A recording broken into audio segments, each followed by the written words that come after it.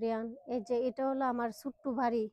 দেখেন অনেক পরিশ্রমের টাকা দিয়ে এই বাড়িটা আমরা কিনছিলাম। কিনা ছোট মোটো একটা ঘর করছি। দেখেন সেই ঘরটাতে অনেক সুখী আছিলাম, শান্তি আছিলাম। কিন্তু আমার স্বামী আজকে অনেক দিন যাবৎ অসুস্থ, তাই অনেক টাকার এখন প্রয়োজন।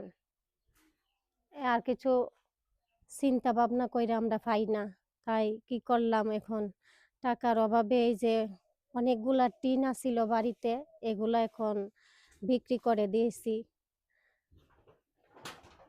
বিক্রি করার পরে এখন সিদ্ধান্ত নিলাম যে এই ঘরটা এবং এই বাড়িটা বিক্রি করে দিব, কারণ আমার স্বামীর তো চিকিৎসা চালিয়ে যেতে হবে। আমার চোখের সামনে যদি আমার স্বামী অসুস্থ হয়ে চিকিৎসার অভাবে ওষুধ না খেয়ে এইভাবে মারা যায়, এটা কি আমি মাইনা নিতে পারবো না। কারণ আমি তো তার স্ত্রী, আমি তো তার সন্তানের মা।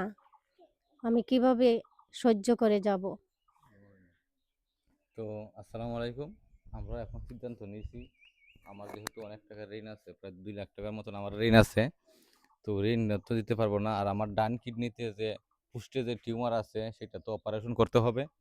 অপারেশন করতেও মোটামুটি অনেক টাকা দরকার। তো সিদ্ধান্ত নিয়েছি এই বাড়িটা বিক্রি করব। এই বাড়িটা বিক্রি করব, যদি আমাদের আশেপাশের যারা আছে যদি নিতে চান। আসলে এই জায়গার দাম খুব কম, এখানে 50,000 টাকা শতক বিক্রি হয় জায়গা। তো এখানে 60 শতক জায়গা আছে, 2 লাখ টাকা বিক্রি করতে পারবো। আর গড় যদি বিক্রি করেন আরো 1-1.5 লাখ টাকা হবে আমার।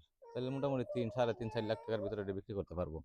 তো সিদ্ধান্ত নিয়েছি, কি করব, সবাই আপনারা আমার জন্য দোয়া করবেন। যদি কোনো দিকে টাকার ব্যবস্থা হয় তাহলে তো হইলো, আর নাইলে আমার শেষ সম্বল এটা বিক্রি করে হইলেও আমার আপাতত ডাক্তার দেখায় যে ঋণটা হয়েছে এই ঋণটা দিতে পারবো।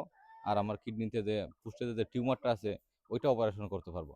তো সবাইকে আর কি বলবো, অনেকগুলো ভিডিও ছাড়ছি, আসলে ভিডিওর থেকে আমার কোনো টাকা পয়সা আসে নাই, মাত্র 200 টাকা আসছে। আমাদের মুক্তা পরিবহন থেকে যে ভিডিওটা ছাড়া হয়েছে ওই ভিডিওর থেকে মাত্র আমার 200 টাকা আসছে। তো আপনারা অনেকে ভাববেন যে, মনে করবেন যে মনে হয় অনেকগুলা ভিডিও করছি, অনেকগুলা মানুষে দেখছে, আমার অনেক টাকা পয়সা মনে হয় আইছে। একদম ভুল, কোনো টাকা পয়সা আমার আসে নাই। ইব্রাহিম ভাই এবং মুক্তা বাপুর ভিডিও থেকে 2 জন ভাই মাত্র 200 টাকা দিছে, এছাড়া আর কোনো টাকা পয়সা আমার কাছে আসে নাই। তো এই 200 টাকা যে আসছে ভাই, আমার মোবাইলের খরচা হয়েছে না। আমি তো ওনার বাড়িতে যাওয়া আসা করছি, 500-600 টাকা ভাড়া, আর বাউন্ডারি থেকে আসছি প্রায় 2,000 টাকা মোটামুটি। ওনার বাড়িতে আমি যেখান থেকে ভাড়া থাকি ওইখান থেকে আসা যাওয়া আমার 2,000 টাকা ভাড়া গেছে। তো ভিডিও থেকে আসলে কোনো কিছু আসে নাই, মাত্র 200 টাকা আসছে। তো আপনারা যদি আমার পাশে থাকতে চান থাকবেন, অনেকগুলো নাম্বার আমার ভিডিওতে দেওয়া আছে। ধন্যবাদ জানিয়ে শেষ করছি।